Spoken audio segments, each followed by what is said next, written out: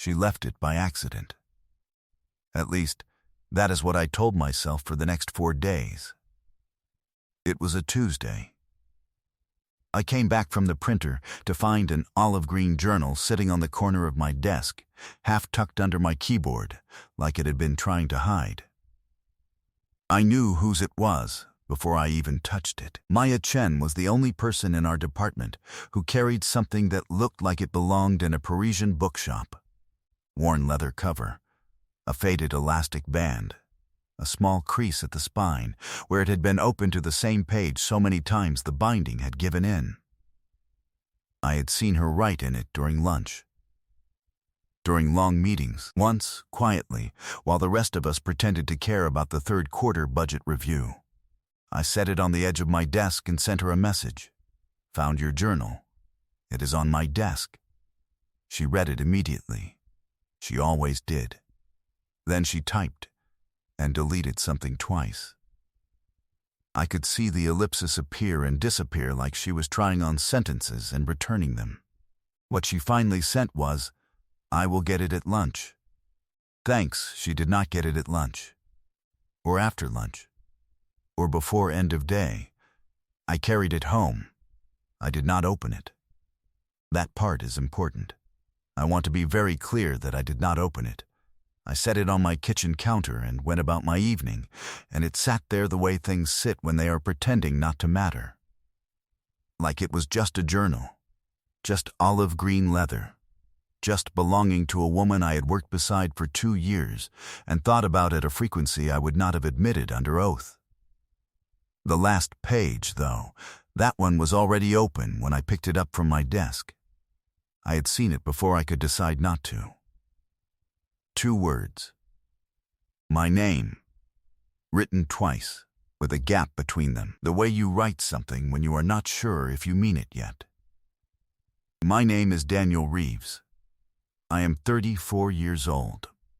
I work in the operations department of a mid-sized logistics company, which is the kind of job that sounds more important than it is, and less important than it actually is. I plan freight routes. I solve problems before anyone else knows they exist. I sit in the 3rd row of an open plan office with a dying desk plant I refuse to throw away on principle, a coffee mug that says World's Okayest Planner, a gift from my sister, and until 2 years ago, a clear view of the window. Then Maya Chen joined the team and took the desk directly between me and the natural light, and I decided this was a reasonable trade. She was 29. She worked in supply chain analytics, which meant she spent her days finding patterns in data that most people would look at and feel immediate despair. Her hair was dark and cut to her jaw. She wore reading glasses she did not always need. She drank tea in the mornings and switched to coffee after 2, which she had explained to me once was a specific and deliberate system, not a habit. And I had said that sounds like a habit, and she had looked at me like I had said something technically correct and personally offensive. She had a journal. Olive green. She had carried it since before I knew her. I had never asked what she wrote in it, because it felt like the kind of question that required more closeness than we had officially acknowledged. We were colleagues. Friendly colleagues, the kind who had lunch together twice a week, complained about the same meetings, had an ongoing low-stakes debate about whether the conference room chairs were specifically designed for mild discomfort, and once, split a taxi home during a storm and sat in companionable silence for 22 minutes like 2 people who had run out of the energy to pretend they were just colleagues. That is the inventory. That is everything I had told myself we were. The journal changed my accounting. I brought it to the office Wednesday morning and set it on her desk before she arrived. No note. No comment when she appeared at 8:47 with her tea and her glasses, and what I recognized as the expression she wore when she had not slept well. She looked at the journal. Then, at me. Then she said, "You didn't read it." It was not a question. It came out like a statement trying to be a question, trying to be something else entirely. I said, "It was already open when I found it." She sat down. She picked up her tea. She placed the journal in her bag without looking at it again, and she opened her laptop, and she did not say anything for a very long time, and I became extremely interested in a freight analysis I had already completed 3 days prior. We did not have lunch together that Wednesday. Or Thursday. Thursday afternoon, I was in the break room when Maya's work friend Priya appeared beside me at the coffee machine and said, without preamble, "She is genuinely embarrassed, you know, in case you were wondering." I said I was not sure what she was referring to. Priya gave me the look that people give other people who are being deliberately obtuse. She said, "The journal. She thinks you read it." She is mortified. Whatever you actually did or didn't see, she has been catastrophizing since Tuesday night, and she won't let me help because I said just talk to him, and she told me to stop being reasonable. I said, "I only saw the last page. It was already open." Priya went very still. She said, "The last page." I said, "It was open when I picked it up." She said, "Daniel." And then she stopped. She picked up her coffee. She said, "Right. Okay, good luck with that." And walked out of the break room in a way that suggested she knew something I did not, which I found deeply inconvenient. Friday morning I arrived early. Maya was already there, which was unusual. She was at her desk with the journal open in front of her, and she closed it when I came in the specific way a person closes something when they know the closing is more visible than if they had just left it open. I sat down. I said, "Good morning." She said, "Morning," and went back to her screen. I lasted 11 minutes. I am choosing to believe this is admirable restraint. I said, "Can I ask you something?"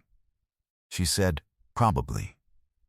I said, "Why my name twice?" She did not answer for long enough that I started to believe I had made a catastrophic social error. Then she said, very quietly, to her screen, because once felt uncertain. The room did something quiet. Nothing moved. No one else was in yet. The overhead lights were still warming up, casting everything in that particular early morning yellow that makes the world feel slightly unfinished. My chest did something I had no clinical explanation for. I said, "Maya." She said, "You were not supposed to see that." I said, "I know." She said, "It is deeply inconvenient that you did." I said, "I imagine it is." She turned then. She took her glasses off. She looked at me in the way she looked at Data when she was about to tell someone something they did not want to hear, but needed to understand. She said, "I did not leave it by accident." And then she looked like a woman who had just heard herself say something she had not finished deciding to say. She added, "Quieter, I think. I am not sure. I may have left it by accident on purpose, which is a distinction I cannot fully defend." I said nothing. I have learned, slowly, poorly, that silence is sometimes the kindest thing you can offer someone who is being brave. She said, "I have written your name in that journal approximately more times than is professionally appropriate. I am not telling you how many. I am telling you it is more than twice." She paused. "The last page is where I write things I am working up to. Names, decisions, words I am still deciding if I mean." I said, "And?" She said, "And I wrote it twice because once felt like it could be a coincidence, like I could explain it away if I needed to. Twice is harder to explain." She picked up her tea. She looked out the window. She said, "I don't know what I want you to do with that. I thought you should know. Since you already half know. I want to tell you that I said something elegant. Something precise and composed that reflected the emotional intelligence I have been theoretically developing for 34 years. I want to tell you I had the words ready. What I actually said was, I've had your name saved in my phone as Maya C. since the day you joined. Except I changed it about 8 months ago. I haven't changed it back." She looked at me. She said, "What did you change it to?" I said, "Just Maya." She heard it after I said it. I could see it land. She set her tea down in the way she set things down when something had happened that she was still processing, and she said, "That's a very small distinction." I said, "I know." She said, "But it isn't small." I said, "No, it isn't." Neither of us said anything for a moment that lasted longer than it should have and shorter than I wanted it to. Then she said, "I don't know how to do this," while we worked together. I said, "I don't either."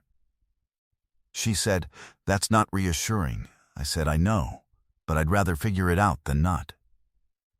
She looked at her desk, then at me. Then she said, "I'm going to pretend to do work now." I said, "That seems reasonable." She said, "But this isn't finished." I said, "I know." She opened her laptop. I opened mine. Across the desk, in the early morning light of an office that was still mostly empty, Maya Chen picked up her olive green journal and wrote something I could not see. And I did not ask. And that felt, somehow, exactly right. That was not the end. I want to be clear about that. What happened next was slow and careful and occasionally embarrassing in the specific way that things are embarrassing when two people are trying to be honest with each other without dropping the whole weight of honesty at once. We had lunch on Monday. We talked about a project, and then, at some point in the middle of discussing rerouting a freight delay through Rotterdam, she said, "I'm not actually thinking about Rotterdam right now." I said, "Neither am I." And we agreed to have dinner on Thursday that had nothing to do with Rotterdam, or logistics, or the third quarter budget review. She still has the journal. She still writes in it. Once, about 3 months in, she showed me a page without saying anything. She tapped one entry, short, maybe 4 lines, and watched me read it. It was about the night of the storm. The taxi. The 22 minutes of silence she had written about as the best conversation she'd had in years. I told her I thought that was a generous interpretation of silence. She said she had generous interpretations of a lot of things when it came to me, and this was apparently one of them.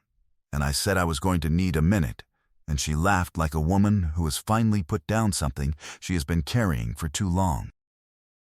2 years later, when people ask how we started, she tells them she left something on my desk by accident. And I tell them it was not an accident. And she says, "It might have been." And I say, "Twice is harder to explain." And she goes quiet in the way she goes quiet when I have said something exactly right without trying, which does not happen often enough for me to take it for granted. Nothing had changed between us from those early lunch meetings and the long silences in the orbit of each other's desks, except that now the orbit had a name. And she had written it twice, and I had kept it without the last name, and somewhere between those 2 small decisions we had told each other everything without quite saying it. It probably always had been her. The desk by the window, the olive green journal, the tea in the mornings and the coffee after 2. I just needed her to leave something behind before I understood what I'd been waiting to find. What would you have done if someone left something at your desk that changed everything about what you thought you knew? And have you ever told someone the truth in such a small way that they almost missed it, but didn't? Tell me your story in the comments. If you liked this one, leave a like, subscribe, and I'll see you in the next one.